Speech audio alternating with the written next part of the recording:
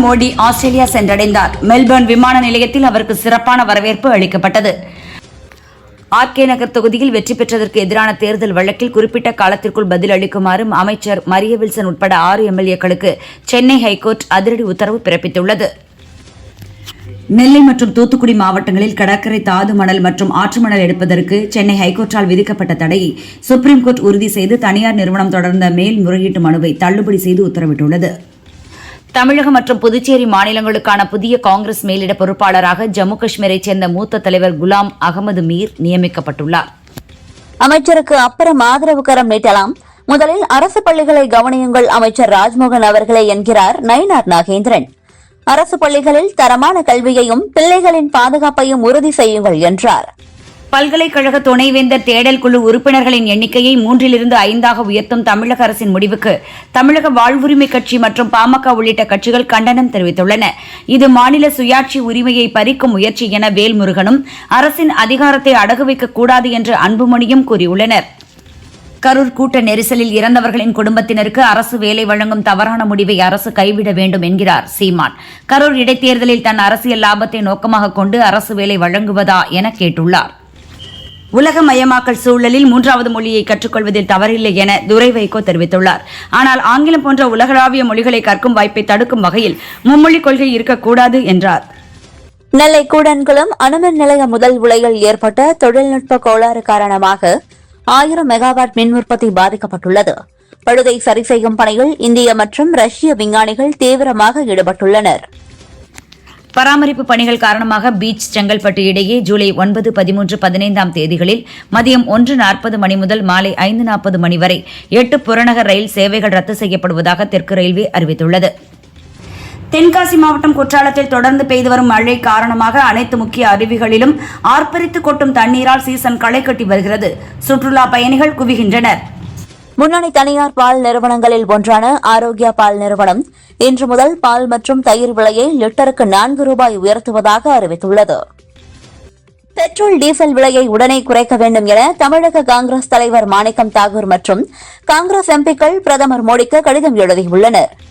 டெல்லி அக்பர் சாலையில் இருந்த தலைமை அலுவலகத்தை 2013 ஆண்டு முதல் காங்கிரஸ் சட்டவிரோதமாக ஆக்கிரமித்து இருந்தது என தகவல் அறியும் சட்டத்தில் மத்திய அரசு தெரிவித்துள்ளது.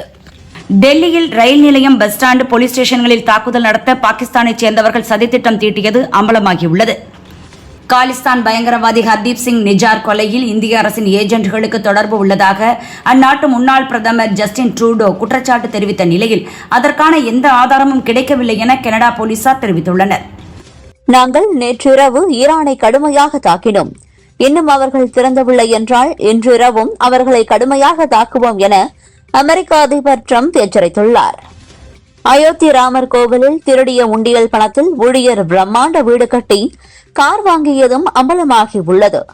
மேலும் தனது காதலிக்கு ஒரு ஐபோன் வாங்கி கொடுத்ததுடன் ரூபாய் 2.5 லட்சத்தை அவரது வங்கிக் கணக்கிற்கு பரிசாக அனுப்பியிருப்பதும் விசாரணையில் தெரியவந்துள்ளது.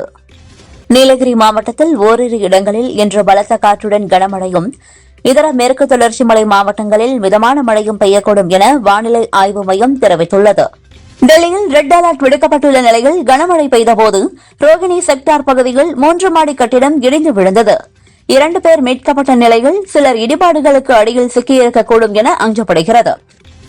திருப்பத்தூர் மாவட்டம் ஜோலார்பேட்டை ரயில் நிலையத்தில் ரூபாய் 3 லட்சம் மதிப்பிலான 5 கிலோ போதை சாக்லேட் பறிமுதல் செய்த போலீசார் ஒடிசா வாலிபர்கள் 2 பேரை கைது செய்தனர். தேனி ஆண்டிப்பட்டியில் 15 வயது சிறுமியை பாலியல் வன்கொடுமை செய்த வாலிபருக்கு 20 ஆண்டுகள் சிறை தண்டனை விதித்த போக்சோ நீதிமன்றம் பாதிக்கப்பட்ட சிறுமிக்கு ரூபாய் 3 லட்சம் வழங்க அரசுக்கு உத்தரவிட்டுள்ளது. கிராமங்களில் உள்ள மக்களுக்கு அனைத்து திட்டங்களும் சென்றடைய வேண்டும் என முதல்வர் விஜய் உத்தரவிட்டுள்ளார். திட்டங்கள் மக்களுக்கு சென்று சேருகிறதா என்பதை அதிகாரிகள் ஆய்வு செய்ய வேண்டும் என வலியுறுத்தினார். சென்னை எழும்பூர் குழந்தைகள் நல மருத்துவமனையில் முதல்வர் விஜய் திடீர் ஆய்வு மேற்கொண்டார். ஆய்வில் தாய் சேய் நல சேவைகள் மற்றும் மருத்துவ வசதிகள் குறித்து அதிகாரிகளிடம் கேட்டறிந்தார். தவிக எம்எல்ஏ குதிரை பேர வழக்கில் செந்தில் பாலாஜி மற்றும் அவரது சகோதரர் அசோக்குமாருக்கு நிபந்தனை முன்ஜாமீன் வழங்கியது சென்னை ஹைகோர்ட். தினமும் காலையும் மாலையும் திருவல்லிக்கேணி போலீஸ் ஸ்டேஷனில் கையெழுத்திட உத்தரவிட்டுள்ளது.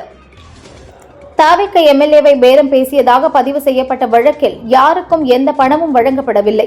கரூர் இடைத்தேர்தலில் திமுகவின் பணியை தடுப்பதற்காகவே திட்டமிட்டு இந்த வழக்கு பதியப்பட்டுள்ளது என ஹைகோர்ட்டில் முன்னாள் அமைச்சர் செந்தில் பாலாஜி தரப்பில் வாதாடப்பட்டது. அரசு மருத்துவமனைகளில் பொதுமக்கள் எளிதாக ஓபி முன்பதிவு செய்யும் வகையில் வடிவமைக்கப்பட்ட நலம் AI என்ற புதிய வாட்ஸ்அப் சாட்பாட் சேவையை சென்னை ராஜீவ்காந்தி அரசு மருத்துவமனையில் அமைச்சர் அருண்ராஜ் துவக்கி வைத்தார்.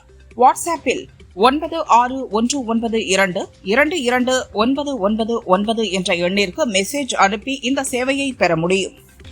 தனியார் பள்ளிகளை குறிவைத்து கடந்த ஆட்சியில் நடந்த பல ஆயிரம் கோடி ரூபாய் ஊழலுக்கு காரணமான முதலைகளுக்கு ஆதரவாக சீமான் பேசுகிறார் என அமைச்சர் ராஜ்மோகன் குற்றம் சாட்டியுள்ளார். தமிழகத்தில் தனியார் மருத்துவக் கல்லூரிகள் நிகர்நிலை பல்கலைக்கழகங்களாக மாறுவதால் மாநில அரசுக்கான மருத்துவ இடங்கள் குறைவதை தடுக்க உடனடியாக சட்ட திருத்தம் கொண்டுவர வேண்டும் என மத்திய மற்றும் மாநில அரசுகளுக்கு அதிமுக பொதுச் செயலாளர் பழனிசாமி கோரிக்கை விடுத்துள்ளார். 3 தனியார் மருத்துவக் கல்லூரிகளுக்கு நிகர்நிலை பல்கலை அந்தஸ்து வழங்கிய விவகாரத்தில் தான் கூறியதை அமைச்சர் அருண்ராஜ் உறுதிப்படுத்தியுள்ளதற்கு நன்றி தெரிவித்துள்ளார் அண்ணாமலை. மேலும் அரசு நீதிமன்றத்தை நாடுவது வரவேற்கத்தக்கது என கூறியுள்ளார்.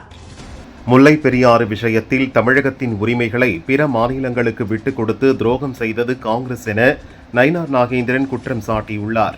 தற்போது மேகதாது அணை கட்டுவதாக கூறி தமிழக விவசாயிகளுக்கு துரோகம் செய்ய துடித்துக் கொண்டிருக்கிறது காங்கிரஸ் கட்சி என்றார். தமிழக நலனுக்காக முதல்வரும் கவர்னரும் புரிதலோடு செயல்பட்டு வருகின்றனர். கவர்னருடன் மோதல் போக்கு தேவையில்லை என அமைச்சர் விஸ்வநாதன் தெரிவித்துள்ளார். துணைவேந்தர்களை நியமிக்கும் தேடல் குழு உறுப்பினர்கள் எண்ணிக்கை உயர்த்தப்பட்டது சட்டவிரோதம் என அன்புமணி தெரிவித்துள்ளார். போகாத ஊருக்கு வழிகாட்டும் செயல் மட்டுமின்றி துணைவேந்தர் நியமன நடைமுறையை மேலும் சிக்கலாக்கும் என்றார். தாவேக அமைச்சரவையில் விசிக இடம்பெற்றாலும் திமுகவுடனான நட்பு தொடரும் என்று கூறிய திருமாவளவனுக்கு நோபல் பரிசு கொடுக்கலாம் என வைகோ கிண்டல் செய்துள்ளார்.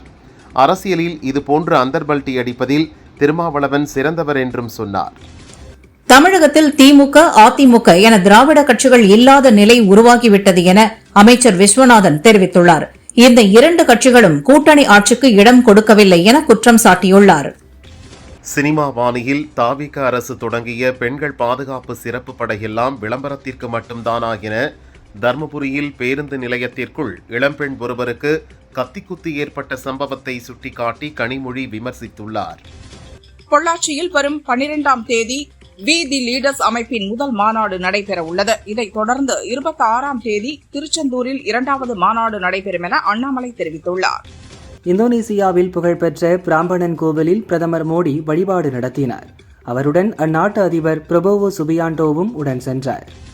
இந்தோனேஷியாவில் பிரசித்தி பெற்ற பிராம்பணன் கோயிலில் வழிபாடு நடத்திய பிரதமர் மோடி நறுமணம் வீசும் கலாச்சார பாரம்பரியம்தான் நம் இரு நாடுகளையும் ஒன்றிணைக்கிறது என கூறியுள்ளார்.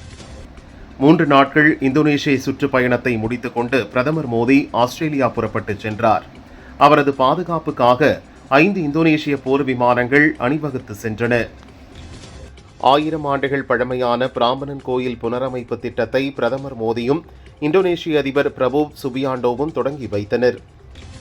நிலச்சரிவால் பாதிக்கப்பட்ட வயநாடு மக்களுக்கு தேவையான அனைத்து உதவிகளையும் மத்திய அரசு வழங்கும் என அமித்ஷா உறுதியளித்துள்ளார். சுரங்க நிறுவனம் மண்ணை அகற்றாததே விபத்துக்கு காரணம் என வயநாடு விபத்து குறித்து மாவட்ட நிர்வாகம் தெரிவித்துள்ளது. தொடர்ந்து விசாரணை நடப்பதாக கூறியுள்ளது. கேரளத்தின் வயநாடு மேப்பாடி அருகே கல்லடியில் நிலச்சரிவு ஏற்பட்ட இடத்தில் மேற்கொள்ளப்பட்டு வரும் மீட்புப் பணிகளை அம்மாநில முதல்வர் சதீசன் ஆய்வு செய்தார். வயநாட்டில் நிலச்சரிவு ஏற்பட்ட இடத்தில் ஆய்வு செய்த பிறகே சுரங்கப்பாதை பணிகள் தொடரும் என கேரள முதல்வர் சதீசன் கூறியுள்ளார். நிலச்சரிவு தொடர்பாகவும் விதிகளை மீறி பணிகள் நடந்ததா எனவும் தனித்தனியாக விசாரணைகள் நடைபெறும் என்றார். வயநாடு நிலச்சரிவில் உயிரிழந்த 3 பேரின் குடும்பங்களுக்கு தலா 5 லட்சம் ரூபாய் நிதியுதவி என கேரள முதல்வர் சதீசன் அறிவித்துள்ளார். சுரங்க பணி செய்த நிறுவனம் விதிகளை பின்பற்றியதா என விசாரணை நடத்தப்படும் என்றார். கேரளத்தில் பெய்யும் தொடர் கனமழை மற்றும் நிலச்சரிவு அபாயம் காரணமாக வயநாடு, காசர்கோடு, கண்ணூர், கோழிக்கோடு, மலப்புரம், பாலக்காடு, திருச்சூர், எர்ணாகுளம், இடுக்கி ஆகிய 9 மாவட்டங்களுக்கு இந்திய வானிலை ஆய்வு மையம் ஆரஞ்ச் அலர்ட் விடுத்துள்ளது. சென்னையில் ஆபரண தங்கத்தின் விலை காலை சவரனுக்கு 560 ரூபாய் குறைந்த நிலையில் மாலையில் மேலும் 1040 ரூபாய் குறைந்துள்ளது. தற்பொழுது ஒரு சவரன் 1,05,600 ரூபாய்க்கு விற்பனை செய்யப்படுகிறது. கிராமுக்கு 130 ரூபாய் குறைந்து 1 கிராம் 13,200 ரூபாய்க்கு விற்பனையாகிறது. ஈரானுடனான போர் நிறுத்த ஒப்பந்தம் ரத்து செய்யப்படுவதாக அமெரிக்க அதிபர் ட்ரம்ப் அறிவித்துள்ளார். மீண்டும் ஈரான் மீது தாக்குதல் நடத்தப்படும் என்றும் எச்சரித்துள்ளதால் போர் பதற்றம் ஏற்பட்டுள்ளது. அமெரிக்கா நடத்திய தாக்குதலுக்கு பதிலடியாக பஹ்ரைன், குவைத் நாடுகளில் உள்ள 85 அமெரிக்க ராணுவ இலக்குகளை குறிவைத்து ஈரான் ராணுவம் தாக்குதல் நடத்தியது. அமைதி ஒப்பந்தத்தை மீறிய செயலுக்கான ஆரம்பகட்ட எதிர்வினையே இது என்றும் எச்சரித்துள்ளது. அதிமுகவிலிருந்து தாவேகாவிற்கு சென்றவர்கள் தேர்தலில் போட்டியிடக்கூடாது என பழனிசாமி கூறியதற்கு அண்ணன் பழனிசாமி மகா அறிவாளி, அவர் சொல்வது எல்லாம் புல்லரிக்க வைக்கும் என வைகோ கிண்டல் அடித்தார். அவர் இன்னொரு செல்லூர் ராஜு என்றார்.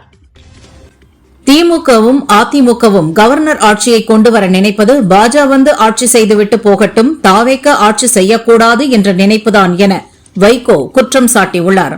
கவர்னர் ஆட்சி என்றால் பாஜதான் ஆட்சி செய்யும் என்றார். கேரளத்தில் ஓணம் பண்டிகையை ஒட்டி நடத்தப்படும் பம்பர் லாட்டரி குழுக்களின் பரிசு தொகையை 25 கோடி ரூபாயிலிருந்து 30 கோடி ரூபாயாக அதிகரித்து அரசு உத்தரவிட்டுள்ளது. இதற்கான லாட்டரி டிக்கெட்டை வரும் 17ஆம் தேதி அம்மாநில முதல்வர் சதீஷன் வெளியிடுகிறார்.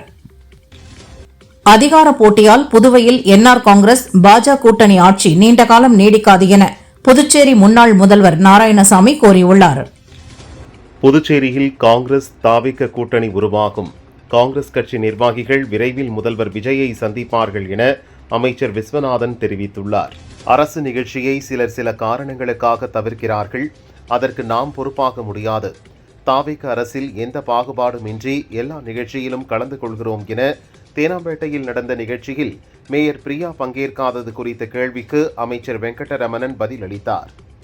சென்னை தலைமைச் செயலகத்தில் முதல்வர் விஜய் தலைமையில் சமூக நீதித்துறை தொடர்பான ஆய்வுக் கூட்டம் நடந்தது. சமூக நீதித்துறையின் செயல்பாடுகள், நடப்பு நலத்திட்டங்களின் முன்னேற்றம், புதிய திட்டங்களுக்கான நிதி ஒதுக்கீடு உள்ளிட்டவை குறித்து அதிகாரிகளுடன் ஆலோசித்தார். துறை சார்ந்த அமைச்சர்கள் மட்டுமே அவர்களுடைய துறைகளில் ஆய்வுப் பணிகளை மேற்கொள்ள வேண்டும். வேறு துறை பணிகளை ஆய்வு செய்ய செல்லக்கூடாது என அமைச்சர்களுக்கு முதல்வர் விஜய் உத்தரவு பிறப்பித்துள்ளார். அரசு பள்ளியில் அமைச்சர் கீர்த்தனா ஆய்வு செய்தது மரபுதான். அந்த மாணவியிடம் அவர் ஒரு அக்காவை போல் பேசியிருக்கிறார்.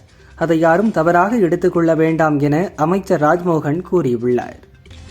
கரூர் சம்பவத்தில் பலியானவர்களின் குடும்பத்திற்கு அரசு வேலை வழங்குவதற்கு எதிரான மனுவை அவசர வழக்காக விசாரிக்க ஹைகோர்ட் மதுரை கிளை மறுத்துவிட்டது. சுப்ரீம் கோர்ட்டில் வழக்கு இருப்பதால் அங்கேயே கேள்வியை முன்வைக்கலாமே என்றும் நீதிபதிகள் கேள்வி எழுப்பினர். சென்னை அதிமுக தலைமை அலுவலகத்தில் பொதுச் செயலாளர் பழனிசாமி திருச்சி மற்றும் நெல்லை மாவட்ட நிர்வாகிகளுடன் ஆலோசனை நடத்தினார். திருச்சி கிழக்கு இடைத்தேர்தல் குறித்தும் சட்டசபை தேர்தல் தோல்விக்கான காரணம் குறித்தும் ஆலோசித்தார். தமிழகத்தில் 50 ஆண்டுகள் சீரழித்த சட்டம் ஒழுங்கை ஒரு நாள் சீர் செய்வோம் என அமைச்சர் ராஜ்மோகன் தெரிவித்தார். அரசு பள்ளிகள்தான் எனது கண்கள் என்றார். 6 மாவட்டங்களில் புதிய அரசு மருத்துவக் கல்லூரிகள் தொடங்கவும் 100 MBBS இடங்களை கொண்ட 16 அரசு மருத்துவக் கல்லூரிகளில் தலா 50 இடங்களை கூடுதலாக உருவாக்கவும் தமிழக அரசு உடனடியாக நடவடிக்கை எடுக்க வேண்டும் என அன்புமணி வலியுறுத்தியுள்ளார். தாவேக ஆட்சியை கவிழ்க்க சதி செய்தவர்களுடன் சிங்கப்பூரிலிருந்து ஒருவர் செல்போன் மூலம் பேசியிருப்பது விசாரணையில் தெரியவந்துள்ளது. அவர் யார் என்பதை கண்டுபிடிக்கும் பணியில் போலீசார் தீவிரமாக ஈடுபட்டுள்ளனர். தாவேகவுடன் நெருங்கினால் வன்னியர் சமுதாய ஓட்டு வங்கியில் சேதாரம் ஏற்படும் என பாமகவுக்கு வன்னியர் சங்கம் எச்சரிக்கை விடுத்துள்ளது. கன்னியாகுமரி மாவட்டத்தைச் சேர்ந்த திமுக முன்னாள் அமைச்சர் ஒருவர் தாவேகாவில் சேர இருப்பதாக கூறப்படுகிறது. அதிமுகவை போல் திமுகவினரும் படையெடுக்க துவங்கியுள்ளதால் உதயநிதி கலக்கமடைந்துள்ளார். குதிரை பேரம் குறித்து திமுக அதிமுக அளித்த புகார்களின் அடிப்படையில் தாவேக அரசிடம் விளக்கம் கேட்க கவர்னர் ராஜேந்திர அர்லேகர் முடிவு செய்துள்ளதாக தகவல் வெளியாகியுள்ளது. அரசு வேலை வாங்கித் தருவதாக பண மோசடி செய்ததில் திமுக முன்னாள் அமைச்சர் சிவசங்கருக்கும் தொடர்பு உள்ளதாக கைதான இளஞ்செழியன் வாக்குமூலம் அளித்துள்ளார். அரசு வக்கீல் நியமனத்தில் தகுதி நேர்மைக்கு முக்கியத்துவம் அளிக்க வேண்டும் என ஐகோர்ட் மதுரை கிளை உத்தரவிட்டது. இன்று முதல் ஆகஸ்ட் 8 வரை தீவிர போதைப்பொருள் ஒழிப்பு சிறப்பு நடவடிக்கையை மேற்கொள்ள மாநகர போலீஸ் கமிஷனர்கள், மாவட்ட எஸ்பிக்கள் ஆகியோருக்கு டிஜிபி மகேஷ்குமார் அகர்வால் உத்தரவிட்டுள்ளார். சென்னை மாநகராட்சி செலவினங்களை முறைப்படுத்த வேளச்சேரி புதிய மேம்பால திட்டம் உள்ளிட்ட 700 கோடி ரூபாய் வரையிலான டெண்டர்கள் ரத்து செய்யப்பட்டுள்ளது. திருவள்ளூர் மாவட்டம் எளாவூர் சோதனைச் சாவடியில் லஞ்ச ஒழிப்பு துறையினர் நடத்திய அதிரடி சோதனையில் கணக்கில் வராத 4.32 லட்சம் ரூபாய் பறிமுதல் செய்யப்பட்டது. மதுரையில் உள்ள எய்ம்ஸ் மருத்துவமனையின் கட்டுமான பணிகள் 90% நிறைவடைந்துள்ளது. இந்நிலையில் அடுத்த மாதம் மருத்துவமனை திறக்கப்படும் என தகவல்கள் வெளியாகியுள்ளது. வங்கக்கடலில் காற்றின் வேகம் குறைந்து இயல்பு நிலைக்கு திரும்பியதால் ராமேஸ்வரம், மண்டபம், சோழியாக்குடி, தேவிப்பட்டினம் மீனவர்கள் ராமநாதபுரம் துறைமுகங்களில் இருந்து 4 நாட்களுக்கு பிறகு மீன்பிடிக்க கடலுக்கு சென்றனர். தனியார் பள்ளி நிறுவனங்கள் ஒழுங்குமுறை சட்டத்தின்படி கல்வி கட்டண விவரங்களை பள்ளிகளின் அறிவிப்பு பலகைகளில் வெளியிட வேண்டும் என சென்னை ஹைகோர்ட் உத்தரவிட்டுள்ளது. சென்னை எண்ணூர் தாழங்குப்பம் கடற்கரை பகுதியில் பைக் சாகசம் செய்து இன்ஸ்டாகிராமில் வீடியோ வெளியிட்ட ஆகாஷ், பிரவீன்குமார், தினேஷ் ஆகிய 3 இளைஞர்களை போலீசார் கைது செய்தனர். மின் உற்பத்தி மற்றும் பகிர்மான கழக ஊழியர்கள் உட்பட அனைத்து பிரிவு ஊழியர்களும் பணி நேரத்தில் தங்களது புகைப்படத்துடன் கூடிய அடையாள அட்டையை கட்டாயம் அணிந்திருக்க வேண்டும் என மின்வாரியம் உத்தரவிட்டுள்ளது. சென்னை மாநகராட்சியில் உள்ள அம்மா உணவகங்கள் புதுப்பிக்கப்பட்டதை தொடர்ந்து அங்கு உணவு சாப்பிடுவோரின் எண்ணிக்கை பெருமளவு அதிகரித்து வருகிறது. நாள்தோறும் சாப்பிடுவோரின் எண்ணிக்கை 1,04,000 உயர்ந்துள்ளது. தமிழக பல்கலைகளில் காலியாக உள்ள துணைவேந்தர் பதவிகளை நிரப்ப குழு நியமிக்க கோரிய வழக்கில் மத்திய மாநில அரசுகள் மற்றும் பல்கலை மானிய குழு பதிலளிக்க சென்னை ஹைகோர்ட் உத்தரவிட்டுள்ளது.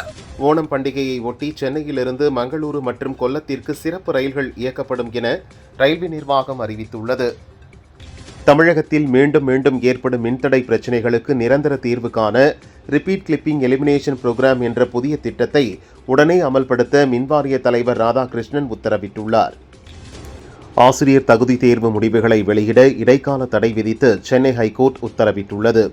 பொது பிரிவினருக்கான குறைந்தபட்ச மதிப்பெண்களை 60%-இலிருந்து 50% குறைக்க கோரிய வழக்கில் உத்தரவிட்டுள்ளது. தமிழகத்தில் மேகங்கள் குறைவாக காணப்படுவதால் இன்று முதல் மேலும் 1 வாரத்திற்கு வெப்பநிலை அதிகரிக்கும் என வானிலை மையம் தெரிவித்துள்ளது.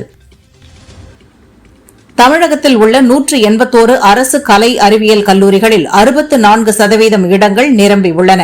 மொத்தம் உள்ள 1,26,959 இடங்களில் 81,139 இடங்கள் நிரம்பியுள்ளன. விருதுநகர் மாவட்டம் வத்திராயிருப்பில் கும்பாபிஷேகம் நடைபெறவுள்ள நல்லத்தங்காள் கோயிலில் சிலை பிரதிஷ்டை செய்ய நீதிமன்றத்தில் வழக்கு உள்ளதால் போலீசார் அனுமதி மறுத்தனர். கிராம மக்கள் போலீசாருடன் வாக்குவாதத்தில் ஈடுபட்டனர். திருவள்ளூரில் அமோனியா கேஸ் கசிந்து விபத்து ஏற்பட்ட இறால் பதப்படுத்தும் தொழிற்சாலைக்கு கலெக்டர் கவிதா உத்தரவின்படி படிப்படியாக சீல் வைக்கும் பணி தொடங்கியது. தொழிற்சாலைக்கு முற்றிலுமாக நாளை சீல் வைக்கப்படும் என அதிகாரிகள் கூறினர். திருநெல்வேலி மாவட்டம் மகேந்திரகிரியில் உள்ள இஸ்ரோ உந்துவிசை வளாகத்தில் LVM-3 ராக்கெட் ஏவுதலுக்காக தயாரிக்கப்பட்ட கிரியோஜெனிக் இன்ஜின் பரப்பு ஏற்பு சோதனை வெற்றிகரமாக நடத்தப்பட்டது. புதுச்சேரியில் வெப்ப அலை காரணமாக அளிக்கப்பட்ட விடுமுறை நாட்களை ஈடு செய்ய 7 சனிக்கிழமைகளில் பள்ளிகள் செயல்படும் என அரசு அறிவித்துள்ளது. அரசு சார்பாக திருமண போட்டோ வீடியோ தொகுப்பு பயிற்சிக்கு 8,000 ரூபாய் கட்டணம் வசூலிப்பதாக பரவும் தகவல் முற்றிலும் தவறானது என தகவல் சரிபார்ப்பகம் தெரிவித்துள்ளது. ஈரானுடனான அமைதி ஒப்பந்தத்தை அமெரிக்க அதிபர் டிரம்ப் ரத்து செய்ததால் இந்திய பங்கு சந்தைகள் கடும் வீழ்ச்சி கண்டுள்ளது. சென்செக்ஸ் 1,677 புள்ளிகள் சரிந்து 76,503 புள்ளிகளுடனும், நிப்டி 516 புள்ளிகள் சரிந்து 23,882 புள்ளிகளுடனும் வர்த்தகம் நிறைவு பெற்றுள்ளது. மேற்காசியாவில் மீண்டும் போர் பதற்றம் அதிகரித்த நிலையில் கச்சா எண்ணெய் விலை 3.2% உயர்ந்துள்ளது. இந்தியாவில் கடந்த 6 மாதங்களில் AI பயன்படுத்தி செயல்பட்ட 1.6 லட்சம் இன்ஸ்டாகிராம் கணக்குகள் முடக்கப்பட்டுள்ளதாக மெட்டா அறிவித்துள்ளது. இந்த ஆண்டு அமர்நாத் யாத்திரை தொடங்கிய முதல் 5 நாட்களிலேயே 1.13 லட்சம் பக்தர்கள் வருகை தந்துள்ளனர். கடந்த ஆண்டை விட இந்த ஆண்டு பக்தர்களின் எண்ணிக்கை அதிகரித்துள்ளது. திருவண்ணாமலை அண்ணாமலையார் கோயிலில் ஆனி மாத பெருவிழா கொடியேற்றத்துடன் துவங்கியது. திரளான பக்தர்கள் பங்கேற்று சாமி தரிசனம் செய்தனர். ஆர்மூஸ் ஜலசந்தியில் எண்ணெய் கப்பல்கள் மீது ஈரான் நடத்திய தாக்குதலுக்கு பதிலடியாக அமெரிக்க ராணுவம் அந்நாட்டின் மீது மீண்டும் தாக்குதலை துவங்கியது. இதனால் மீண்டும் போர் பதற்றம் ஏற்பட்டுள்ளது. ஆர்மூஸ் ஜலசந்தியில் கப்பல்கள் மீதான தாக்குதலை தொடர்ந்து ஈரானின் கச்சா எண்ணெய் விற்பனைக்கு வழங்கப்பட்ட தற்காலிக உரிமத்தை அமெரிக்கா ரத்து செய்துள்ளது. காலிஸ்தான் பிரிவினைவாத கும்பல் தலைவன் ஹர்தீப் சிங் நிஜார் கொலை வழக்கில் லாரன்ஸ் பிஷ்னோய் கும்பலை சேர்ந்தவர்கள் உட்பட 24 பேர் கைது செய்யப்பட்டுள்ளதாக அமெரிக்கா அறிவித்துள்ளது. சீனாவில் வரலாறு காணாத மழை பெய்துள்ளது. வெள்ள பாதிப்புக்கு இதுவரை 20 பேர் உயிரிழந்துள்ளனர். மழையால் சேதமடைந்த பூங்காவில் இருந்து 900 பாம்புகள் தப்பி சென்றதால் பொதுமக்கள் பீதியில் உள்ளனர். ஷார்ஜாவிலிருந்து கராச்சி சென்ற K2 ஏர்வேஸ் நிறுவனத்துக்கு சொந்தமான போயிங் 737 சரக்கு விமானம் திடீரென மாயமானது. அரபிக்கடலில் விமானத்தை தேடும் பணிகள் தீவிரமாக நடக்கிறது. கூகுளின் ஃபயர்சாட் திட்டத்தின் மூலம் காட்டுத்தீயை துல்லியமாக கண்டறியும் 3 செயற்கைக்கோள்கள் வெற்றிகரமாக விண்ணில் நிலைநிறுத்தப்பட்டதாக கூகுள் CEO சுந்தர் பிச்சை தெரிவித்துள்ளார். ஈரான் உடனான அமைதி பேச்சு என்பது நேரத்தை வீணாக்கும் செயல் என அமெரிக்க அதிபர் டிரம்ப் திட்டவட்டமாக கூறினார். அணு ஆயுத விவகாரத்தில் ஈரானை நம்ப முடியாது என சாடிய அவர், என்னை பொறுத்தவரை எல்லாம் முடிந்துவிட்டது என ஆவேசமாக சொன்னார். உலகக்கோப்பை கால்பந்து தொடரில் காலிறுதிக்கு முந்தைய போட்டியில் எகிப்து அணியை அர்ஜென்டினா அணி 3-2 என்ற கோல் கணக்கில் வீழ்த்தி போராடி வெற்றி பெற்றது. உலகக்கோப்பை கால்பந்து தொடரில் காலிறுதிக்கு முந்தைய போட்டியில் கொலம்பியா அணியை சுவிட்சர்லாந்து அணி 4-3 என்ற பெனால்டி ஷூட் அவுட்டில் வீழ்த்தி த்ரில் வெற்றி பெற்றது. முன்னதாக 2 அணிகளும் கோல் எதுவும் அடிக்கவில்லை. சென்னையில் நடைபெற்ற JFW விருது வழங்கும் விழாவில் பங்கேற்ற நடிகர் ரவிமோகன், இனி ஒருபோதும் சினிமாவையோ என்னை நேசிக்கும் ரசிகர்களையோ ஏமாற்ற மாட்டேன் என மேடையில் மண்டியிட்டு ரசிகர்களிடம் கண்ணீர் விட்டு மன்னிப்பு கேட்டார். சிவகுமார் முருகேசன் இயக்கத்தில் ராதிகா முதன்மை வேடத்தில் நடித்த தாய்க்கிழவி படம் 100 நாட்களை கடந்து வெற்றிகரமாக ஓடி 90 கோடிக்கும் அதிகமாக வசூலித்தது. படத்தின் 100வது நாள் கொண்டாட்டத்தில் படக்குழுவினர் பங்கேற்றனர்.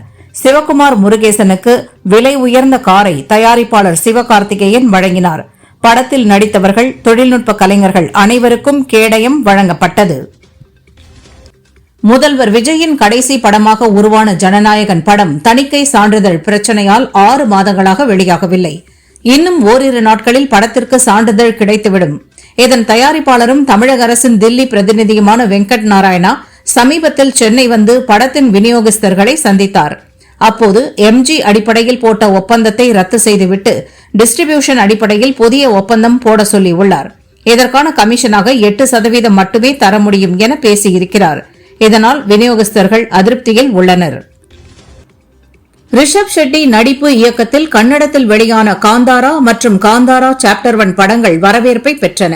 இப்போது அடுத்தபடியாக காந்தாரா 3 அதாவது காந்தாரா சாப்டர் 2 படத்திற்கான ஸ்கிரிப்ட் வேலைகளில் ஈடுபட்டுள்ளதாக ரிஷப் ஷெட்டி தெரிவித்துள்ளார். தற்போது ஜெய் ஹனுமான், சத்ரபதி சிவாஜி மகாராஜ் படங்களில் நடிக்கும் ரிஷப் அதை முடித்ததும் இந்த படத்தை துவங்க உள்ளார். கிரிக்கெட்டர் சௌரவ் கங்குலியின் வாழ்க்கை ஹிந்தியில் படமாகிறது. விக்ரமாதித்யா மோத்வானி இயக்க அவரது வேடத்தில் ராஜ்குமார் ராவ் நடிக்கிறார். கங்குலி பிறந்த நாளை முன்னிட்டு படத்தின் முதல் பார்வை போஸ்டரை வெளியிட்டுள்ளனர். லார்ட்ஸ் மைதானத்தில் இங்கிலாந்திற்கு எதிரான போட்டியில் இந்தியா பெற்ற வெற்றியை தனது ஜெர்சியை கழற்றி கொண்டாடினார் கங்குலி. அதை போஸ்டரில் பிரதிபலித்துள்ளனர். 2027 மே 14 ரிலீஸ் ஆகிறது. நடிகர் ஷாருக் கான் பெங்களூருவில் நிகழ்ச்சி ஒன்றில் பங்கேற்று நடனமாடி ரசிகர்களை மகிழ்வித்தார். அப்போது கூட்டத்தில் ரசிகை ஒருவர், ஷாருக் கான், என் கணவரை விட உங்களை அதிகம் காதலிக்கிறேன் என்றார். அதற்கு ஷாருக், உங்கள் உணர்வுகளை புரிந்து கொள்கிறேன், உங்களை கணவரும் புரிந்து கொள்வார். இது வெறும் பேச்சிற்காக சொல்லப்பட்ட வார்த்தை. உங்கள் கணவருக்கு நீங்கள் ஐ லவ் யூ சொல்லுங்கள் என்றார். மலையாளத்தில் 1989 சிபி மலையில் இயக்கத்தில் மோகன்லால், பார்வதி, திலகன் நடிப்பில் வெளியாகி வரவேற்பை பெற்ற படம் கிரீடம். 37 ஆண்டுகளுக்கு பின் இந்த படம் தற்போது டிஜிட்டலுக்கு மாற்றப்பட்டு ஜூலை 10 கேரளாவில் ரீ-ரிலீஸ் ஆகிறது. இந்த படம் 2007 அஜித் நடிக்க தமிழில் இதே பெயரில் ரீமேக் ஆனது குறிப்பிடத்தக்கது.